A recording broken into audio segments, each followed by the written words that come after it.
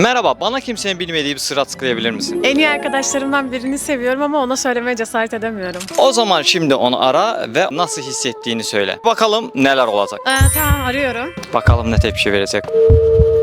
Alo. Alo, Hakan, ne haber? iyi sen nasılsın? İyiyim. Benim sana bir şey söylemem gerekiyor. Uzun zamandır ben senden hoşlanıyorum. Ben de sana bir şey söyleyecektim. Aslında bir süredir kız kardeşimle konuşuyordum. Ve şimdi birlikteyiz. Zaten sana söyleyecektim. Ne? Ciddi misin? Oha, hakikaten de yani ben de böyle beklemezdim. Hayat bazen beklenmedik sürprizlerle dolu. Ama yeni insanlarla tanışmak her zaman mümkün. İstersen üzülme. Sana bir tane güzel uygulamadan bahsedeyim. Uygulamamızın ismi Sağda. Orada yeni insanlarla tanışabilirsin. İstersen hemen indirip seninle yeni eşleşme sağlayalım. Olur mu? Olur, indiriyorum hemen. Kaydırıyorum.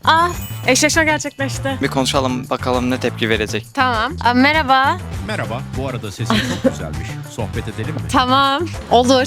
Bazen yeni başlangıçlar en az beklediğin zamanda gelir. Siz de indirin. Teşekkürler.